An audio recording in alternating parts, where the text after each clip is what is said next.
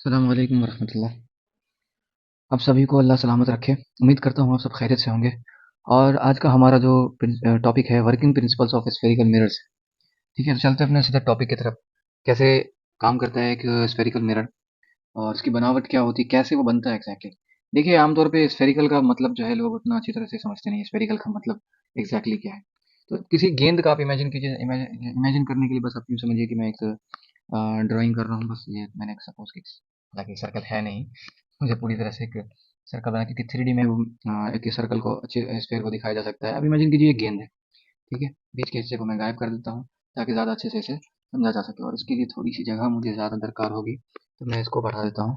और अब हो सकता है ज़्यादा अच्छे से एक क्लियर हो जाएगा। ठीक है, देखिए, कुछ नहीं करना है यहाँ पे। एक सिंपल सा काम करता हूँ मैं सबसे पहले कि ये देखिए, ये स्फेयर है और मैं स्फेयर के कुछ हिस्से को कट कर रहा हूँ। तो मैं किन हिस्से को कट कर रहा हूँ, ध्यान देखिएगा। ये सबको मैं खत्म कर रहा हूँ। ठीक है, तो मैंने यहाँ से यहाँ तक खत्म कर दिया। और जहाँ तक डॉटेड डॉटेड है ना, यानी कि ये वाला जो हिस्सा है, जहाँ जहाँ तक ये जो डॉटेड डॉटेड है, आप ये समझे कि ये है ही नहीं। तो असल में क्या है बस इतना सा हिस्सा है। ये वाला हिस्सा जो है यहाँ से यहाँ तक है, ये भी मिलना है। सब बीच में गैप हो गया। खैर, कहने का मतलब ये है कि हम जो कंसिडर करेंगे सिर्फ इस वाले हिस्से को कंसिडर करेंगे, ये वाला जो हमारा हिस्सा है। ठीक है, तो लेकिन एक बात समझने की है कि अगर ये किसी स्फेयर का हिस्सा था, तो जाहिर सी बात है फिर यहाँ पे इसका जो है कोई ना कोई सेंटर रहा होगा इस वाले पोर्शन पे। अगर यहाँ अगर उसका कोई सेंटर रहा होगा यहाँ पे, तो जाहिर सी बात है कि ये इसका रेडियस हुआ होगा, है ना। सी फॉर सेंटर है, मैं आर पर लिख देता हूँ कि ये रेडियस है। यहाँ से लेकर के यहाँ तक जो है ये इसका क्या है, रेडियस है। और ये जो लेंथ होगा इसको रेडियस ऑफ कर्वेचर भी कहते हैं। ठीक है, और ये जो सी लिखा है इसको मिरर के केस में सेंटर ऑफ कर्वेचर भी कहते हैं। और इसके ठीक हाफ पे होता है इसका फोकस। तो अब मैं थोड़ा सा और अच्छे से इसको एलाबोरेट करने के लिए मैं कुछ चीज़ों को पूरी तरह से हटा देता हूँ, यानी जो हिस्सा हमारे पास है ही नहीं, मैं उसको पहले पूरी तरह से हटा के दिखाता हूँ। देखो, जैसे ये हट गया। अब इसको और भी अच्छे से डिक्लेयर करने के लिए, समझने के लिए, मैं इसके पीछे क्या कर रहा हूँ, कोटिंग कर रहा हूँ। ठीक, ये कोटिंग इसलिए है क्योंकि अगर पीछे में कोई चीज़ लगी भी नहीं है मिरर के, शीशा है बस, तो कोई लाइट रे आएगी और वो सीधा निकल जाएगी यहाँ से। जबकि लाइट रे को टकराना है, मिरर के होने के लिए लाइट रे को रिफ्लेक्ट होना है, तो पीछे में कोटिंग कर सकते हैं हम किसी मेटल का या किसी दूसरी चीज़ का जो लाइट रे को रिफ्लेक्ट कर दे।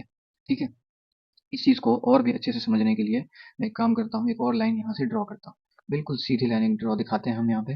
अब आप ध्यान दीजिएगा, आपने कभी अगर देखा होगा ये मिरर, जो स्फेरिकल मिरर का कभी डायग्राम वगैरह देखा होगा, तो एक लाइन बीच से खींची जाती है। असल में ये लाइन जो है एक इमेजिनरी लाइन कह सकते हैं इसे, जिसको हम एक प्रिंसिपल एक्सिस कह सकते हैं हम इसे। ठीक है, तो ये जो लाइन है बेसिकली एक तरह से एक बेस मान लेते हैं हम यहाँ पे, कि इसके रिस्पेक्ट में बहुत सारी चीज़ें हम दिखा सकते हैं।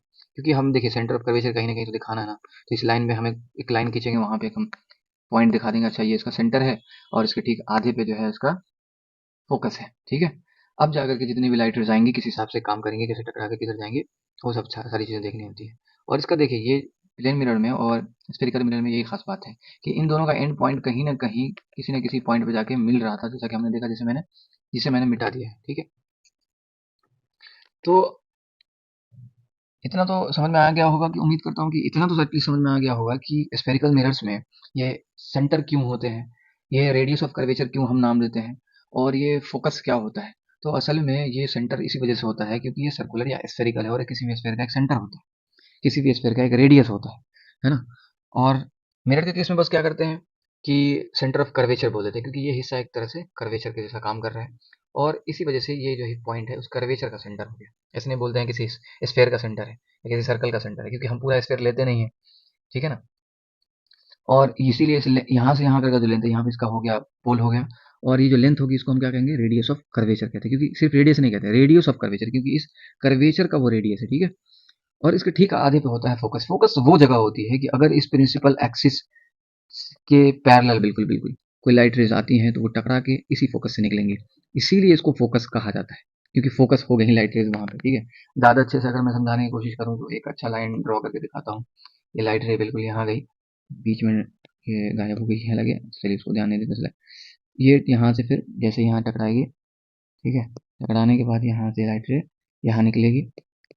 अच्छे से दिखाता हूँ, तो ये जो पोर्शन होगा इसी से यहाँ से लाइट रे निकलेगी। जितने भी पैरेलल लाइट रेज आएंगे इस प्रिंसिपल एक्सिस के पैरेलल, वो टकराने के बाद फोकस से ही निकलने वाली। ठीक है, इसीलिए इसको फोकस कहते हैं। उम्मीद है इतनी बात आपको समझ में आ गई होगी। ठीक इसी तरह से कन्वेक्स का भी है, लेकिन कन्वेक्स में क्या करते हैं, थोड़ा मैं उसके बारे में भी बता ही दूँ, क्यों उसको छोड़ दूँ। तो कन्वेक्स में बस क्या करते हैं हम लोग, कोटिंग का बस फ़र्क हो जाता है। लाइन रहेगी वही, जैसे देखो मैं अब सिंपल सी एक लाइन ड्रॉ करता हूँ, ये देख लो। इसको थोड़ा अरेंज कर देते हैं अच्छे से, ताकि लगे कि हाँ मिरर है। ज़्यादा ये नहीं होना चाहिए। ठीक है।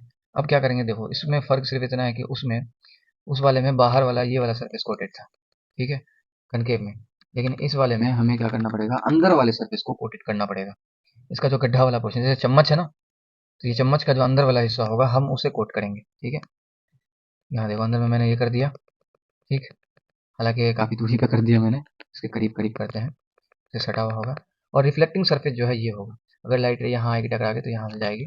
ठीक है, ये रिफ्लेक्टिंग सरफेस है। अब सवाल ये पैदा होता है, क्या इसका सेंटर ऑफ कर्वेचर होगा कि नहीं होगा। देखो ये कहीं ना कहीं जाकर के कहीं ना कहीं मिलता, ये सरफेस एक स्फेयर की तरह काम करता, इसका कोई ना कोई सेंटर होता।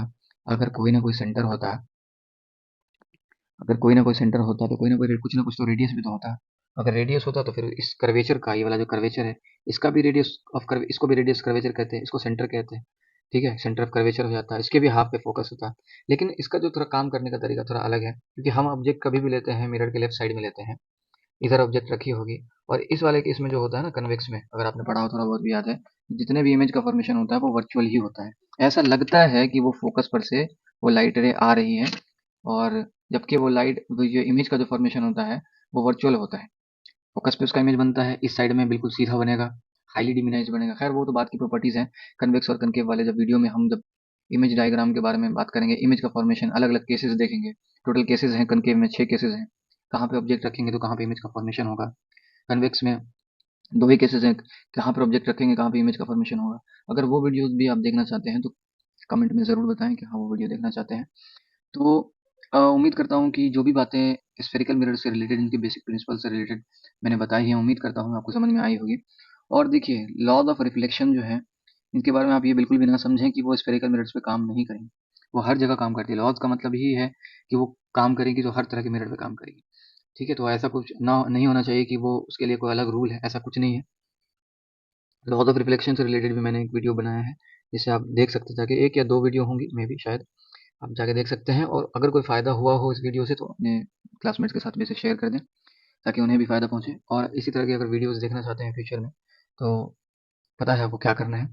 और एक बात और कि अगर कोई ख़ास टॉपिक आपके पास है जिससे रिलेटेड चाहते हैं कि मैं वीडियो बनाऊँ, तो आप कमेंट बॉक्स में बता सकते हैं कि उस टॉपिक पे वीडियो बनाएँ। इंशाल्लाह मैं कोशिश करूँगा कि जल्द से जल्द उस टॉपिक पे वीडियो बनाऊँ। तब तक के लिए अस्सलाम वालेकुम व रहमतुल्लाह।